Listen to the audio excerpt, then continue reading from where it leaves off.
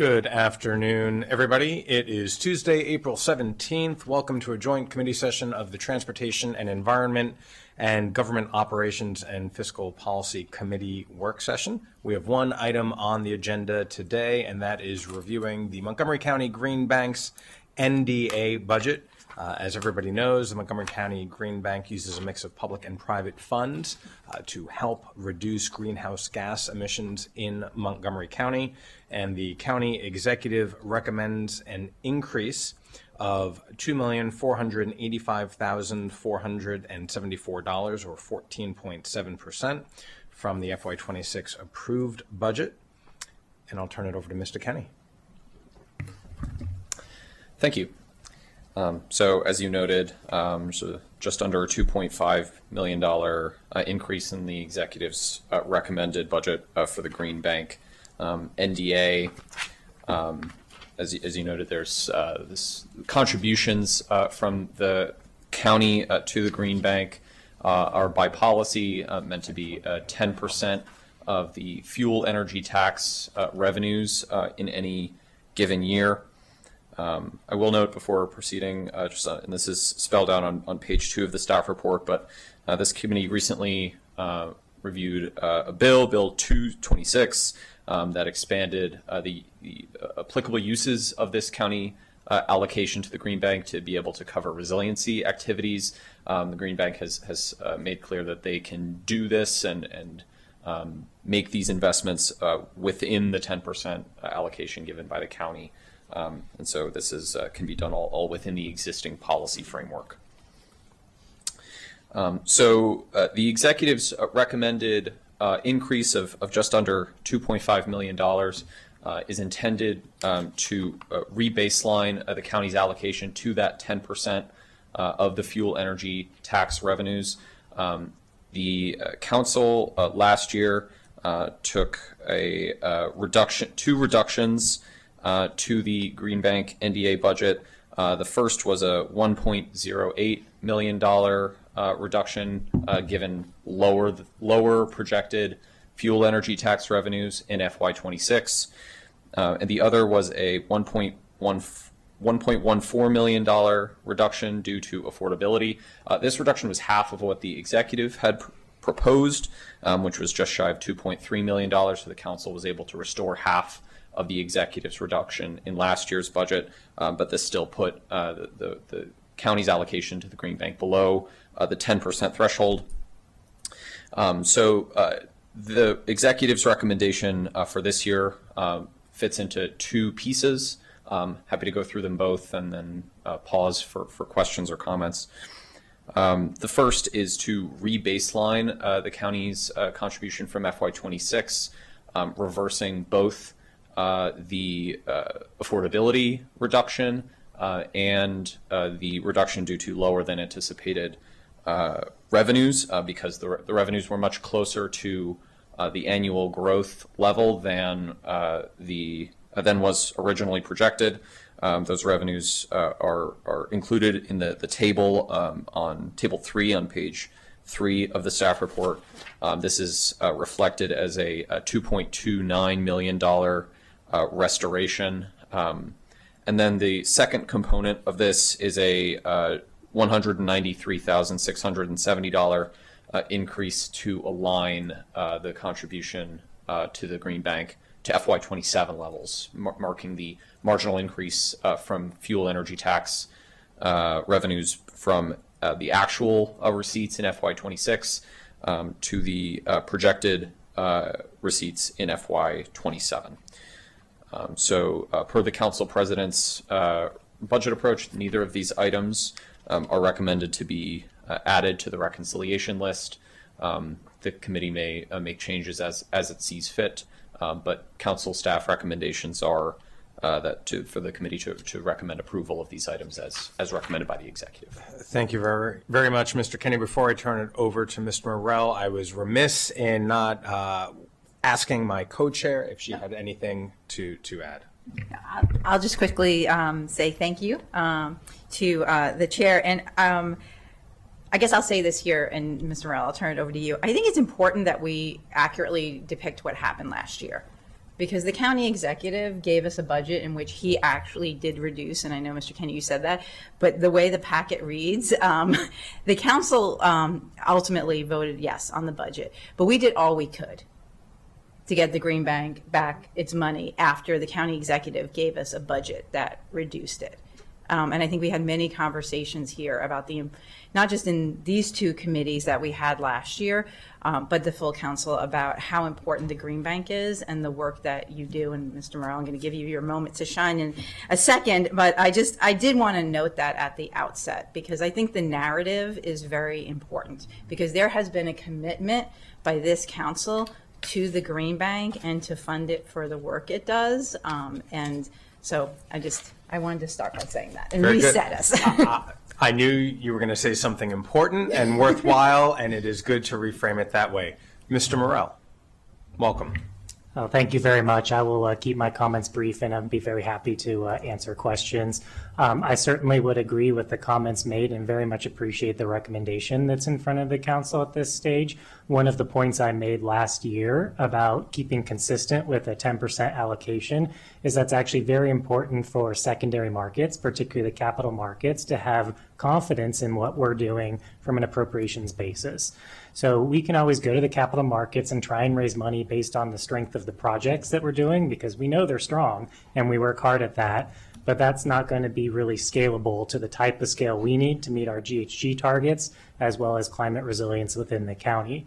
Instead, if they know that we're relatively consistent around 10% in an appropriation, we can leverage that for capital markets issuances. So that was very challenging last year, and I very much appreciate the recommendation this year to restore that. I think that will be important. The other point that I would like to make, again, I'm happy in Q&A to go into more details of any questions that you have, but I do want to remind these committees of the leverage factor that we bring, and that's really where we see the value of any type of budgetary increase on a dollar level, but the restoration to the 10% here. On a portfolio basis, we're getting around 4 times leverage of public dollars that we're looking to increase next fiscal year to 5 times. So on an overall basis, we're looking next year to try and deploy between $25 and $30 million. That would be the full deployment from the energy tax plus other sources, in order to do $150 million to $200 million worth of project value. So we get quite a bit of project value, which I think is critical in the market, particularly as there are regulatory interests of the market, for example, help with meeting BEPS compliance, that we really want to be out there. We anticipate that'll be about 50% plus of our entire portfolio. And those are big project dollars. So we appreciate every dollar that we can get, and I think this recommendation is a great way to get there. Appreciate the direct brevity in which you shared your remarks. You alluded to what my question is going to be, and it is about BEPS. You just noted that 50% of the work. Can you elaborate on the kind of work and the cost of that work? Yes, absolutely. So we anticipate on an allocation basis of our portfolio about 45% or more dedicated to BEPS, approximately 20 to 25% in resilience and adaptation, 15 to 20% specifically on solar, and 10 to 15% on EV charging support. So most of this support by property type will go into the commercial and industrial space, along with multifamily properties. We feel like these property types require significant support in meeting BEPS compliance, and we have the capability to do that. We have a general purchase order window of up to $5 million on a technical assistance program that we put out, and we anticipate that will be utilized in the upcoming year in order to help catalyze the market for BEPS compliance. We've spent about half of that to date so far, and so we do want to make sure we have the resources of $2.5 million to help catalyze that. What we do is we support technical service providers in helping the market understand feasibility studies, ASHRAE energy audits, other types of resiliency studies. And we recently started a new pilot program with the Department of Permitting Services to particularly help disadvantaged communities meet permitting requirements with respect to energy projects and BEPS compliance. And so we feel like that TA program is really the crux of catalyzing the market that we want to push for in this upcoming fiscal year. On top of that, our financing, like I mentioned, approximately half of the $30 million that we want to deploy will go towards supporting BEPS projects. And we want to leverage that with the private market, which we do through co-lending and other type of financial structures at least 5 times. And so that would be pretty significant in terms of what we would be able to deploy into BEPS projects.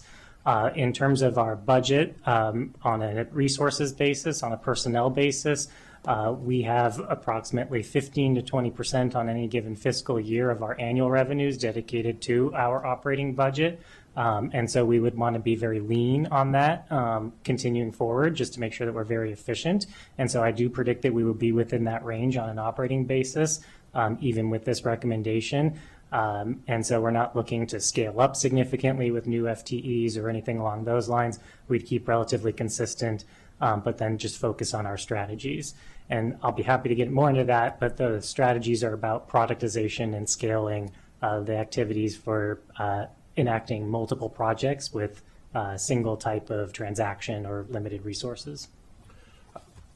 Thank you for that deep dive. I'm personally going to follow up and I'm interested in learning more about some of those details you shared. And from my own perspective, I'm also interested in how international global affairs is affecting the work that you're doing, recognizing that you are relying on a network of producers from around the world to allow us to install energy efficient material, right? And so that's a different conversation, but open it up and turn it over to my co-chair.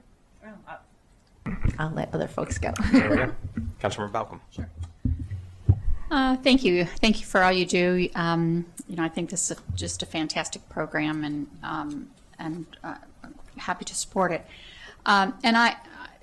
We worked so hard on BEPS, so now I'm just, my mind's turning about.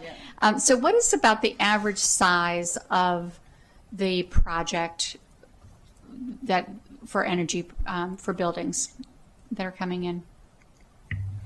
Yeah, we see an average size around $1.5 million per project right now. That would be for a retrofit in order to do some type of energy efficient measure.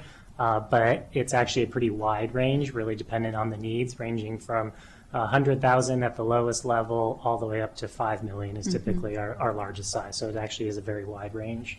And so one of the things that when we went through it was the major overhauls of just completely doing the whole venting and all the HVAC and just all of it, right?